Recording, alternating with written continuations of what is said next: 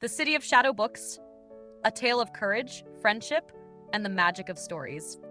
Chapter 1, The Disappearing Story. Elle thought this was just another ordinary Friday morning. As always, she woke up at exactly 7 a.m., stretched like a sleepy kitten, rubbed her eyes, and reached under her pillow for her bedtime companion. A slightly worn but well-loved copy of Alice's Adventures in Wonderland. Reading a few pages before bed and finishing the rest in the morning was her favorite routine, like a secret ritual only she knew. But today, something was different. She flipped the book open and froze. The page was blank. No title, no words, no illustrations, just clean, empty paper, white as snow. She blinked and turned to the next page, then the next, then flipped all the way to the end. Nothing, not a single word. Her heart thudded. What's going on?" she whispered, holding the book like it might vanish from her hands. She jumped out of bed and ran to the kitchen, bare feet thumping on the wooden floor. "Mom! My book has no words," she cried, holding it up like evidence in a mystery case. Her mom was busy flipping toast on a pan. "Maybe you were too sleepy last night and just imagined reading it," she said, not even looking up. "No, really, look! It's all blank!" Elle shoved the book under her mother's nose. Her mom wiped her hands and took a glance. That's strange. Maybe it's a misprint? Just read the ebook version on your tablet." Elle sighed and sank into her chair. She took a slow bite of toast, but it tasted like cardboard. It wasn't just the words she missed. It was the smell of the paper, the way the pages crinkled when she turned them, the feeling that every time she opened a book, a whole world opened with it. After school, she raced home and ran straight to her bookshelf.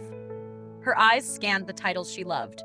Charlotte's Web, The Hobbit, The Tale of Despereaux, The Secret Garden, her own childhood story diary. And one by one, she opened them, and one by one her heart sank. Every single book was blank, words gone, characters missing. She sat down on the floor, legs folded, the silence around her suddenly loud. Her hands trembled as she held one book close to her chest. Then, click. Her desk drawer, which hadn't been touched in weeks, creaked open on its own. A strange breeze swirled from inside, though her windows were shut. And then, from the deepest corner of the drawer, something floated upward, a small, dark book with silver edges, drifting gently down onto her rug like a feather. Elle crawled toward it, wide-eyed. It looked ancient, the kind of book you'd expect to find in a forgotten attic or under a witch's cloak. The cover was smooth, black as night, with a silver-embossed feather on the front. There was no title. With hesitant fingers, she opened the book. Only 4 words appeared on the first page. "Come to the Book City." Before she could react, her room changed. The air shimmered like heat on pavement. Her bookshelf twisted, the spines of books stretching and curving. The ceiling rippled. From above, inky droplets began to fall, like black raindrops made of melted words. Glowing letters and punctuation marks floated around her. Commas, quotation marks, even question marks spinning like little wheels. Then, from behind her bookshelf, something stirred. Out stepped a furry creature, no taller than a footstool. It had gray fur, soft like velvet, and a pattern on its back that looked just like book pages.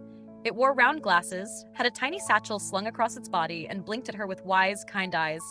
Elle's mouth dropped open. You're not a cat, or a dog, or anything I've ever seen." The creature gave a small bow. "My name is Watchy. I'm a book badger. You are the chosen reader." Elle blinked. "The what now?" "The stories are in danger. Something dark is erasing them. Swallowing characters, stealing words, wiping pages clean. If we don't act fast, all stories may be lost." Elle's voice trembled. "But I'm just a kid. I don't know how to save anything." Watchy's eyes twinkled. "Sometimes only a child can see what adults forget, that stories matter. That imagination is powerful. You've been chosen because you still believe." He raised a paw. Behind him, the black book she had opened earlier began to glow. Pages fluttered open in midair. The floor beneath them cracked, and a path formed. Glowing lines of ink swirled into a bridge made of floating parchment, leading into a tunnel of light and shadows. "Come," Watchy said, his voice calm but urgent. "The City of Shadow Books is calling, and it needs you." Elle stared at the swirling portal. Her heart pounded. Her legs trembled. But she took a deep breath, clutched the silver-feathered book close, and stepped forward. Because this time, the story wasn't just in a book. This time, she was inside it, and her adventure had just begun.